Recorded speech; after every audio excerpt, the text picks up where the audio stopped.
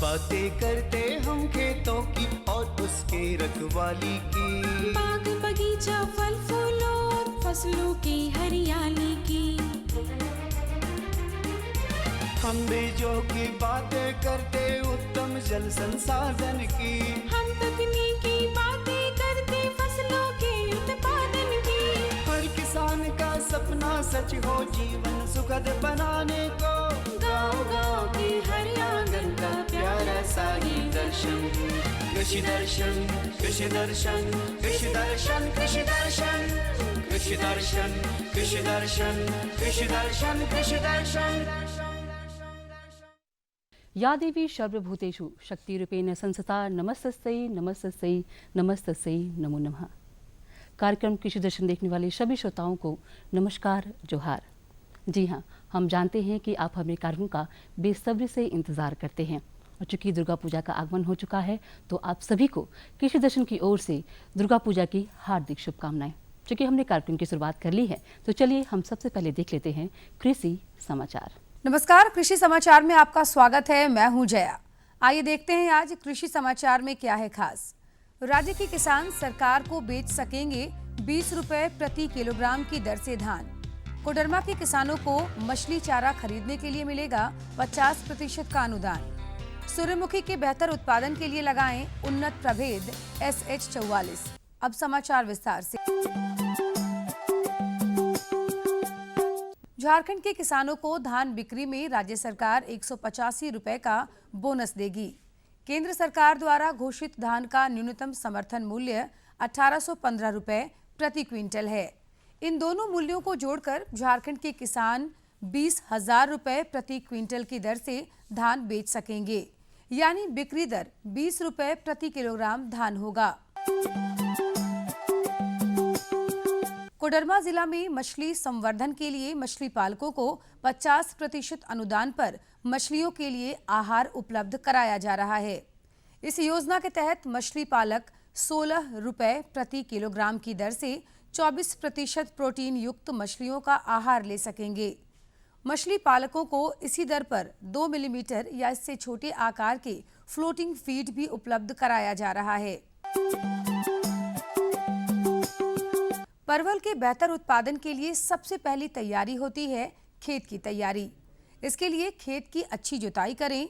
परवल के बिचड़े को जिस गड्ढे में लगाना हो उसमें मिट्टी के साथ गोबर या केचुआ खाद, करंज की खल्ली और चूना मिलाएं। किसान भाई, परवल के बिचड़े को यानी लत्तर को जिन गड्ढों में रोपने जा रहे हैं उन गड्ढों के बीच 1 मीटर की दूरी जरूर रखें। साथ ही उन गड्ढों में मिट्टी के साथ सड़ी हुई गोबर की खाद या वर्मी कंपोस्ट मिलाएं। इसके अलावे इसमें 100 ग्राम करंज की खल्ली और 100 ग्राम चूना मिलाएं। तब उसमें बिचड़े को लगाएं। इससे पौधे की बढ़वार और उपज अच्छी होगी। किसान भाइयों, परवल को पहले तो जिस खेत में आपको लगाना है वहाँ पर खेत की जुताई कर लें। उसके बाद जो है जहाँ पर पौधा आएगा 1-1 मीटर की दूरी पर वहाँ पर गड्ढा खोद करके उसमें गोबर खाद या केचुआ खाद और करंज खली और चूना, करंज खली 100 ग्राम और चूना 100 ग्राम उस मिट्टी और गोबर खाद में मिला करके और गड्ढे को भर दें। भरने के बाद जो है पॉलीथीन बैग में जो तैयार पौधा रहेगा उसको प्लास्टिक को हटा करके और उस गड्ढे में लगा दें और फिर नमी बना करके आप जाड़े के दिनों में रखें। राज्य के जो किसान रबी मौसम में सूर्यमुखी की खेती करना चाहते हैं वे 15 अक्टूबर तक बुआई का काम पूरा कर लें। झारखंड में सूर्यमुखी के बेहतर उत्पादन के लिए उन्नत प्रभेद DRS F108 या SH44 लगाएं। सूर्यमुखी की बुआई में 8 से 10 किलोग्राम बीज प्रति हेक्टेयर की दर से लगाएं। बुआई में कतारों के बीच 60 सेंटीमीटर और पौधों के बीच 30 सेंटीमीटर की दूरी रखें। अच्छी उपज के लिए सूर्यमुखी के सामान्य प्रभेद DRSF 108 या संकर प्रभेद SH44 लगाएं। DRSF 108 की उत्पादन क्षमता 10 से 12 क्विंटल प्रति हेक्टेयर है, जबकि SH44 की उपज 14 से 15 क्विंटल प्रति हेक्टेयर है। किसान भाई, मिट्टी को भुरभुरा करने और खेत को समतल करने के लिए कृषि उपकरण रोटावेटर की मदद ले सकते हैं। इससे ट्रैक्टर चालित हल की तुलना में 60% मजदूरी की बचत तथा 40 से 50% संचालन खर्च में बचत तथा उपज में 2 से 3% की वृद्धि होती है। आज हम जानेंगे बैगन फसल में रासायनिक दवा के बिना बंधक कीट और फल छेदक कीटों की रोकथाम कैसे करें। किसान भाइयों, बैगन फसल में बंधक कीट और फल छेदक कीट के रोकथाम के लिए 5 गंधपाश यानी 5 फेरोमोन ट्रैप प्रति एकड़ की दर से खेत में लगाएं।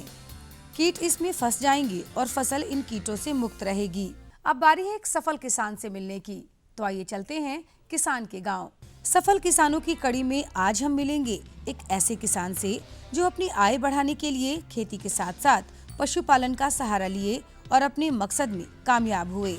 पढ़ाई लिखाई हम मतलब पार्ट 1 के बाद में छोड़ दिए। घर का स्थिति थोड़ा देखते हुए मतलब उसी के बाद में मैं खेती बाड़ी में मतलब जुड़ गया हूँ। शादी ब्याह वगैरह बहन लोग को किए, मतलब बहुत परिवर्तनों से आया। मतलब उसके साथ में हम खेती के संबंध में करते हुए मतलब अपना गाय पालन वगैरह कृषि होने के नाते हम गाय पालन भी करते हैं। उसके बाद में खेती अच्छा से मतलब उपज भी कर लेते हैं। मतलब समय समय में खेती में समय देते हैं, उसके बाद में गाय के वगैरह में भी ध्यान देते हैं। और अब एक नजर राज्य के 5 प्रमुख शहरों के मौसम के मिजाज पर। आज राज्य के 5 प्रमुख नगरों के अधिकतम और न्यूनतम तापमान कुछ इस प्रकार दर्ज किए गए। रांची का अधिकतम तापमान 27 डिग्री सेल्सियस और न्यूनतम 21 डिग्री सेल्सियस। जमशेदपुर का अधिकतम तापमान 31 डिग्री सेल्सियस और न्यूनतम 24 डिग्री सेल्सियस।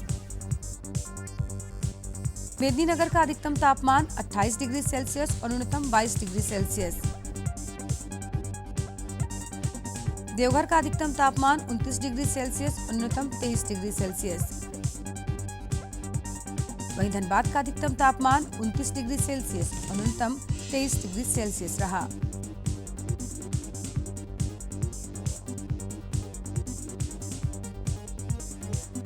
कृषि समाचार में आज इतना ही।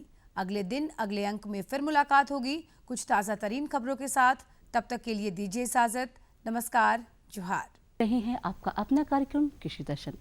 रेशम के कीट बहुत ही नाजुक होते हैं और भंडारण करते समय ज़रूरी है कि छोटी छोटी बातों का ध्यान रखें। तो चलिए आज के इस अंक में हम आपको बताएंगे कि इसका हम संग्रह किस प्रकार से करेंगे, इसका बचाव हम किस प्रकार से करेंगे। ये तमाम जानकारियाँ हम लेंगे और इसी के लिए हम आपको सीधे जोड़ देते हैं स्टूडियो से।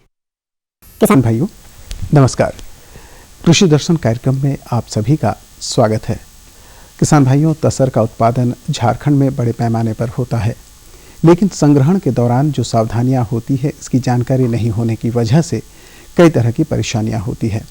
आज हम बात करेंगे कि तसर जो कोष होते हैं संग्रहण के दौरान कौन कौन सी सावधानियां रखनी चाहिए इस विषय पर। इस विषय पर बातचीत करने के लिए आज हमारे साथ स्टूडियो में मौजूद हैं डॉक्टर आलोक सहाय, जो कि निदेशक हैं केंद्रीय तसर अनुसंधान एवं प्रशिक्षण संस्थान पिस्का नगरी में। सर, इस कार्यक्रम में आपका स्वागत है। नमस्कार। किसान भाइयों, तसर के विषय में जो जानकारियाँ चाहिए आप इससे हमारे कार्यक्रम के दौरान प्राप्त कर सकते हैं। सर, किसान भाई जो उस पार बैठे हुए हैं उनके मन में पहली बात तो ये आ रही होगी कि संरक्षण जब हम बात करते हैं तो क्यों बहुत ज़रूरी होता है संरक्षण करना। तसर का संरक्षण जो हम संग्रहण के दौरान करते हैं क्या क्यों ज़रूरी है? संरक्षण एक ऐसी अवस्था है तसर कीट पालन में जो कि आवश्यक इसलिए होती है क्योंकि ये जो कीट पालन जब होते हैं तो इसमें पहले अंडे से कीट निकलते हैं, फिर कीट का प्रथम द्वितीय तृतीय अवस्थाएं होती हैं। इस प्रकार ये 5 अवस्थाएं इनकी होती हैं। उसके बाद ये अपने जीवन काल के दूसरे चक्र में चले जाते हैं, वो प्यूपा कहलाता है। तो जो प्यूपा का स्टेज है इनका वो मूवेबल नहीं होता है, मतलब उसमें वो स्थिर रहते हैं, घूमते फिरते नहीं। तो उनके लिए एक कोसे का निर्माण करते हैं जिसके अंदर वो चले जाते हैं। तो कोसे का निर्माण करना आवश्यक इसलिए होता है कि परिजीवी ना खा ले, कोई कीट जंतु ना खा ले, इसलिए क्योंकि वो घूमने चलने फिरने की स्थिति में नहीं रहते हैं। तो ऐसे कोसाओं का निर्माण होने के उपरांत उस कोसे को एक अवधि के उपरांत काट कर पेड़ों से, चूँकि ये पेड़ पर कीट पालन होते हैं, तो उस कोसों को काट कर पेड़ों से एक घर के अंदर रखा जाता है। इसी को संरक्षण कहा जाता है। क्योंकि अगर उन्हें छोड़ दिया जाए उसी तरह से पेड़ों पर तो परिजीवी हैं, पशु पक्षी हैं, गिलहरी हैं, चूहा है इत्यादि लोग उसे काट कर खा जाते हैं। तो संरक्षण का बहुत ज़्यादा महत्व है तसर कीट पालन। बिल्कुल। तो जब हम तसर पालन करते हैं तो क्या अलग अलग जो फसलें होती हैं उसके लिए संरक्षण की अलग अलग विधियां या सावधानियां होती हैं?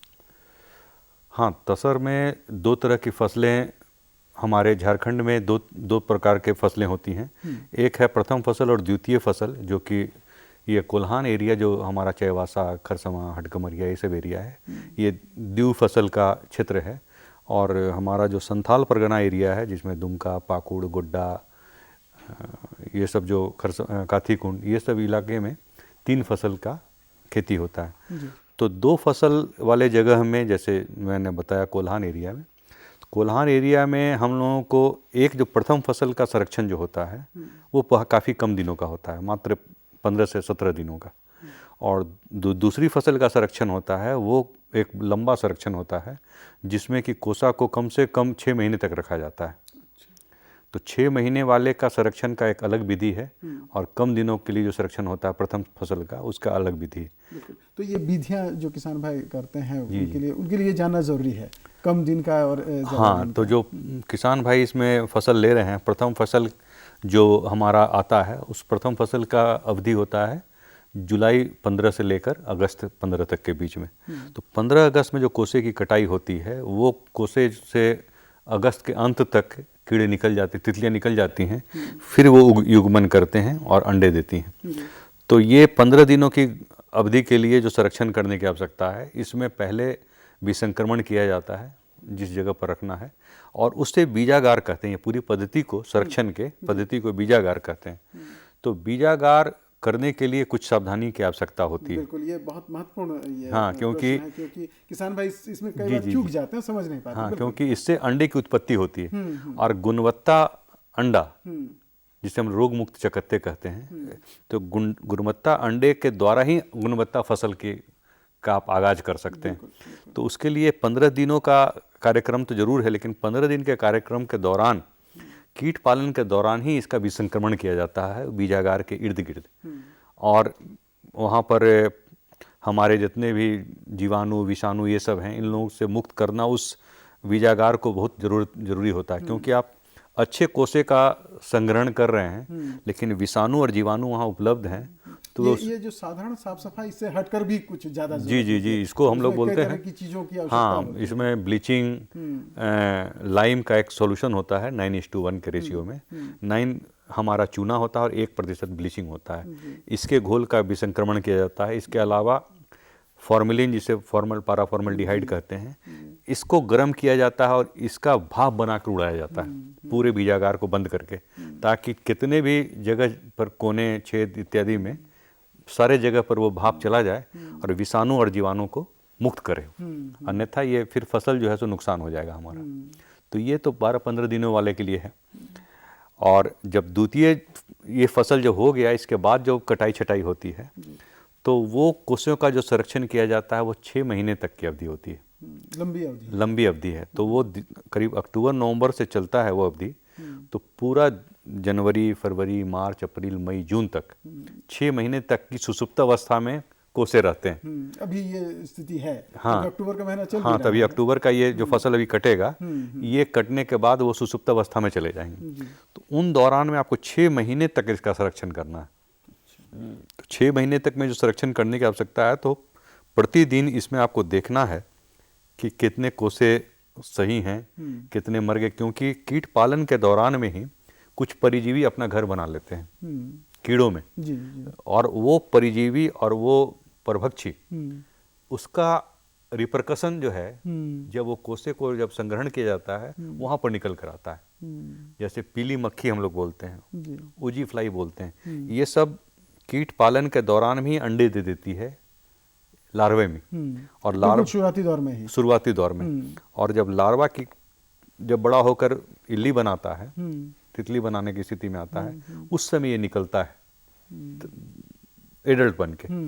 तो उस समय हम लोगों को देखना पड़ता है कि कितने उस तरह की परिजीवी और परभक्षी निकल रहे हैं इसके अंदर से, उनका रख रखाव, विसंक्रमण, और मरे छटे हुए जो इतने भी कोसे हैं उनको हमेशा हटाना, क्योंकि उनसे बीमारियां और फैलती है। और संरक्षण करने की एक पद्धति होती है। जी, ये तो हुआ विसंक्रमण की बात। विसंक्रमण की बात, हाँ। तो जहाँ पर हम रखेंगे जी, जी। उस जगह को किस तरह से तैयार करें। हाँ, पहले तैयार करने की जी, बात। जी। लेकिन तैयार करने के उपरांत उसे आप रखने की भी एक पद्धति है। जी, तो उसको हम लोग बोलते हैं माला बनाना। जी, एक लाइन से पूरे जी, ये में तो रखते एक हैं। जैसे रस्सी में माला के तहत हम लोग नर और मादा कोषों का संकलन करते हैं। उसमें एक रस्सी में लगभग 100 कोषों का चयन किया जाता है और उसमें नर भी रहते हैं और मादा भी रहते हैं अनुपात में, और उनको उसमें बांध कर एक गार्लैंड बनाया जाता है, माला बनाया जाता है। इस प्रकार मालाओं का एक सीरीज होता है और उन सभी मालाओं को बीजागार के छत से लटकाया जाता है। बिल्कुल, और उसके जमीन से भी एक निश्चित दूरी जी होती जी है। हाँ, उनकी जमीन से भी निश्चित दूरी होती है और ऊपर वाले सीलिंग से भी निश्चित दूरी बनाई जाती है। फिर दो मालाओं के बीच में भी निश्चित दूरी बनाई जाती है ताकि आने जाने में और उनके हवा इत्यादि में कहीं रुकावट ना आ जाए।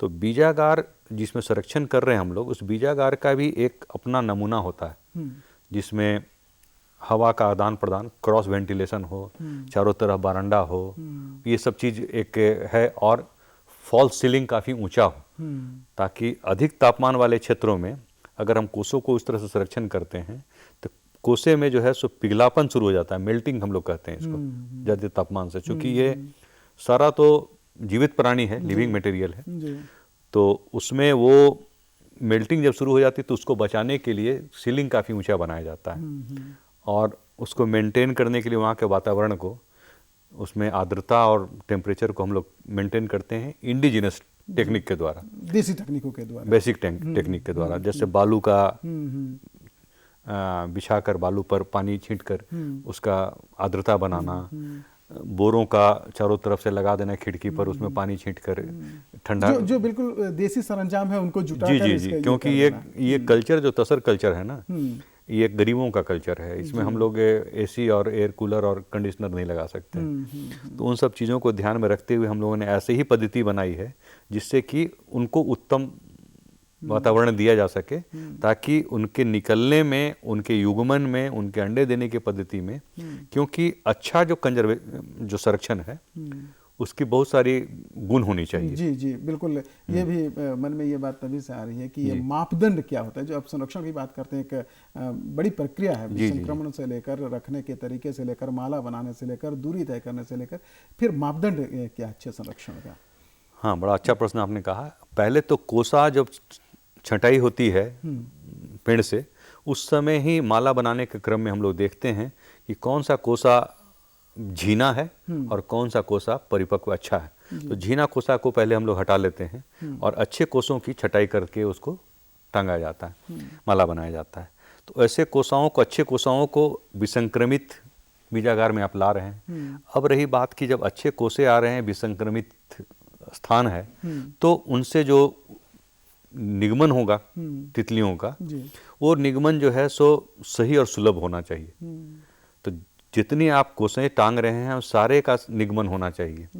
दूसरी होनी चाहिए कि जो नर और मादा का निकलने का, निगमन का अनुपात है वो मिलते जुलते होने चाहिए। ये नहीं कि नर ज़्यादा निकल रहा है और मादा ज़्यादा निकल रही है तो फिर ये रेशियो नहीं होने से उनमें युग्मन नहीं हो पाएगा। तो इन चीज़ों को ध्यान रखते हुए हम लोगों ने ऐसी पद्धति बनाई है कि अगर नर ज़्यादा निकल रहा है तो मादा ज़्यादा निकालने के लिए हम लोगों की तकनीक है कि आप उसी तरह से आर्द्रता और तापमान आपको करना पड़ेगा कि दोनों बराबर मात्रा में निकलें। तो वो जब नर और मादा दोनों बराबर मात्रा में निकलने लगते हैं तब पहला तो प्रश्न ये उठता है कि दोनों का बराबर मात्रा में निकलना, ये एक मापदंड है। दूसरा मापदंड है कि जब वो बराबर मात्रा में निकलते हैं तो उनमें युग्मन हो रहा है कि नहीं। अगर युग्मन सही हो रहा है तब तो बहुत ही उत्तम बात। अगर नहीं युग्मन हो रहा है तो युग्मन कराने की भी पद्धति बनाई गई है। अच्छा, हम लोग उनको बाहर निकाल कर मच्छरदानी के अंदर में रखते हैं ताकि वो युग्मन कर लें। जितना आप नेचुरल इन्वायरमेंट देंगे इसको उतने ये अच्छे ढंग से परफॉर्म करते हैं। इसमें कोई विशेष वैज्ञानिक तकनीक नहीं बल्कि ये प्राकृतिक रूप से जितना ज़्यादा आप उनको उसी तरह का वातावरण देंगे। लेकिन चूंकि ये एक पालित जी बिल्कुल कल्चर है, तो आप अगर इसे स्वच्छंद छोड़ देंगे तो ये कहाँ की कहीं चली जाएगी। तो आप में इसने लागत लगाया तो हम लोग थोड़ा सा इसको एक अपने प्रोटेक्शन में कर करते हैं। तो वो युग्मन सही हो गया। युग्मन सही होने के बाद तो आप जब अच्छे कोसे को ला रहे हैं अच्छे कोसे का निगमन हो गया, फिर युग्मन हो गया सही ढंग से। अब युग्मन के उपरांत उनके अंडे देने की पद्धति। तो अंडे जो वो तितलियां देती हैं, मादा तितलियां, तो वो अंडे लगभग 250 से 270 के बीच में देती हैं एक मादा तितली, और कुछ अंडे उनके पेट के अंदर ही रह जाते हैं। तो अगर 260-270 अंडे आ रहे हैं तो आप समझिए कि आपका फसल जो है सो अच्छा से गुणवत्ता के साथ आपने लाया कोसा। अब 270 कोसे आते हैं तो 270 अंडे आते हैं एक मादा तितली से, तो तीसरा मापदंड हुआ जिससे हम लोग बोलते हैं अच्छी फेकेंडिटी।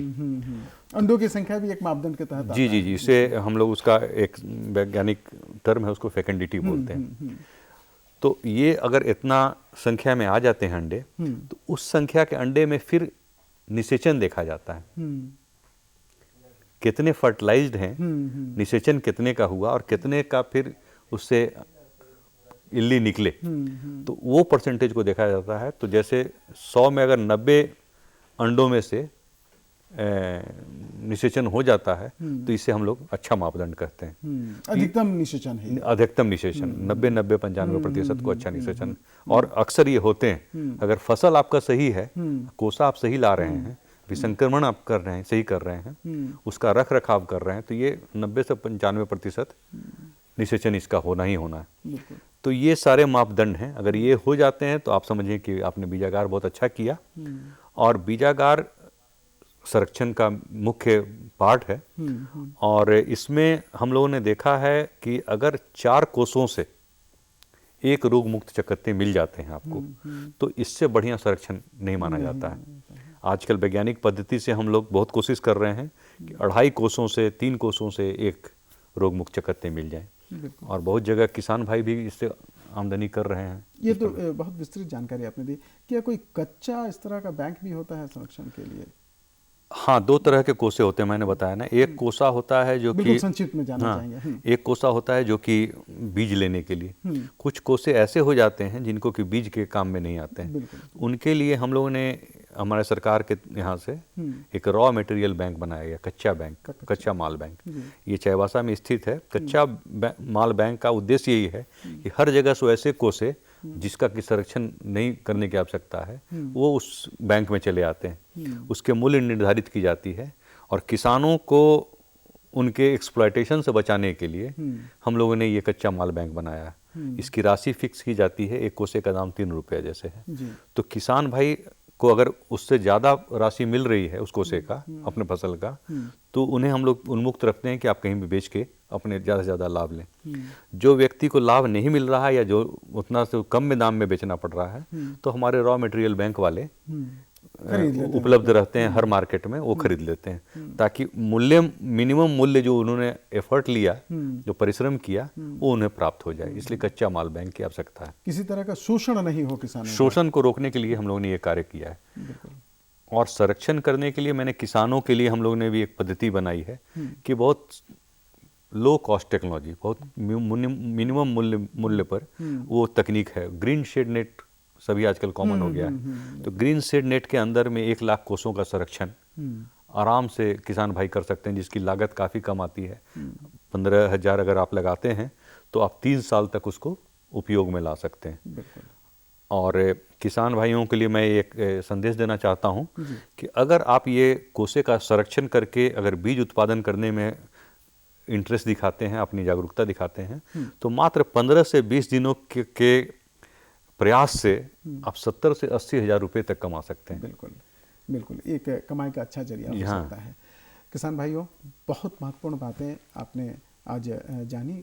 उम्मीद है कि आप इन बातों का लाभ उठाएंगे, इन जानकारियों का लाभ उठाएंगे। सर, आप इस कार्यक्रम में इसके लिए आपका बहुत बहुत धन्यवाद। और किसान भाइयों, आपसे भी चाहेंगे इजाज़त। नमस्कार। नमस्कार।